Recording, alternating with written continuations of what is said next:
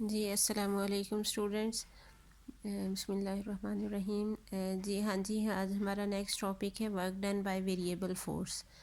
जो हमने कल डिस्कस किया था topic that was work done bye constant force, ठीक है, जिसका हमने फार्मूला डिराइव किया था W=F.D।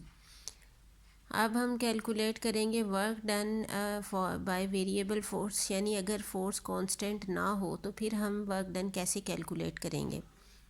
In some cases, force is not constant. For example, when rocket moves away from the earth, work is done against force of gravity and it is inversely proportional to square of distance.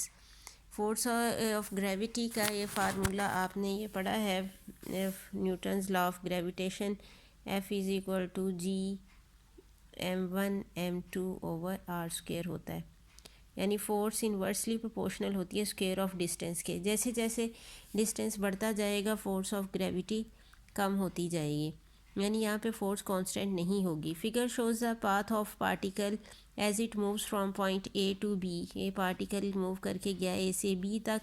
In this case force is not constant. Path zigzag है, जो इस चीज़ को show कर रहा है कहीं पे force ज़्यादा है, कहीं पे कम है, कहीं पे ज़्यादा है। The formula of work done is applicable only when force is constant. To overcome this problem, path is divided into n short intervals, delta d1, delta d2, so on delta dn, and f1, f2, so on fn are forces acting during these intervals.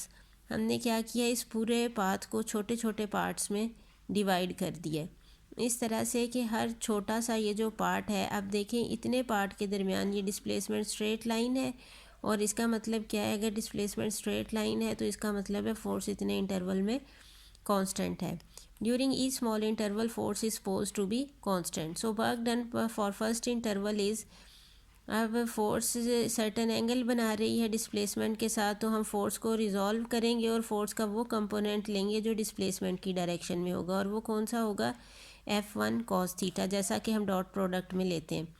So F1 cos θ1 delta D1 आ जाएगा हमारे पास। Similarly W2 क्या आएगा, F2 cos θ2 delta D2 आ जाएगा। सो on, इसी तरह हम सारे small intervals के थ्रू वर्क डन कैलकुलेट करते जाएंगे। और इसी तरह WN अब हमारे पास किसके इक्वल होगा, delta WN will be equal to FN dot delta DN, so FN cos θ and delta DN. The total work done in moving the body from point A to B is total work done क्या होगा, that will be the sum of all the work done during small intervals. So F1 delta D1 cos θ1 plus F2 delta D2 cos θ2, so on Fn delta Dn cos θn.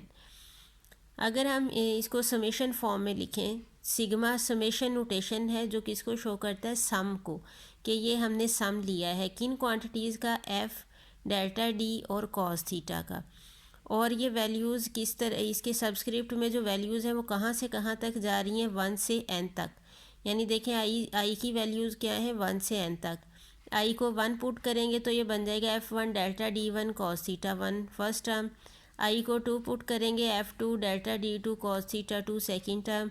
So on, इसी तरह put करते जाएंगे up to n। तो हम इसको summation form में फिर लिखेंगे, sigma is equal to 1 to n F i delta DI cos θi। ये था mathematical method to calculate work done by variable force. अब हम सेकंड मेथड लेंगे, इसका ग्राफिकल मेथड। ग्राफिकल मेथड में हमने डिस्कस किया था कि हम ग्राफ ड्रा करते हैं बिटवीन फोर्स एंड डिस्प्लेसमेंट, और फिर area under the curve show करता है वर्क डन को। We can examine this by plotting graph between F cos theta and D। अब फोर्स कांस्टेंट नहीं है तो हम ग्राफ ड्रॉ करेंगे between F cos theta and D। ये कर्व हमने यहाँ पे ड्रॉ कर लिया। डिस्प्लेसमेंट को हमने छोटे छोटे इंटरवल्स में डिवाइड किया है, delta D1, delta D2, delta DI, so on delta DN। Her interval की फोर्स क्या है, यहाँ पे F1 cos θ1, F2 cos θ2, Fn cos θn। हमने ये जो शेड किया एरिया, ये क्या है, Fi cos θi, जनरलाइज कर लिया कि कोई भी एक है, ये 1 से n तक के दरमियान। The displacement is subdivided into n parts. The value of f cos theta at the beginning of each interval is indicated in the figure. ये देखें कि हर इंटरवल के स्टार्ट में जितनी फोर्स है वो यहाँ पे हमने ये शो की है। अब हम जब एरिया इन रेक्टेंगल्स का फाइंड करेंगे तो देखें कुछ रेक्टेंगल्स ऐसी हैं जिसमें थोड़ा सा एक्स्ट्रा पोर्शन ऐड हो जाएगा, ये एक्स्ट्रा एरिया ऐड होता जा रहा है। तो इस प्रॉब्लम को सॉल्व करने के लिए फिर हम क्या करेंगे कि हम ये जो डिस्प्लेसमेंट का स्मॉल इंटरवल है इसको फर्दर छोटे छोटे इंटरवल्स में डिवाइड करेंगे, इतने स्मॉल इंटरवल्स में कि जो अगली स्मॉल रेक्टेंगल्स बनेंगी उसमें डिस्प्लेसमेंट इतना स्मॉल होगा कि वो ज़ीरो को अप्रोच करेगा, ताकि ये जो एक्स्ट्रा काउंट हो रहा है वो इसमें से स्किप हो जाए। The value f cos theta at the beginning of each interval is indicated in the figure. The area of ith shaded interval is fi delta di cos theta I. The total work done is sum of all the rectangles. If we further subdivide the displacement that delta d approaches to 0, then calculated value of work done will be more accurate. Then total work done will be equal to, अब limit साथ apply करेंगे, delta D approaches to zero, so sigma is equal to 1 to n f i cos theta I delta D I. Thus work done by variable force is equal to area under f cos theta and d graph.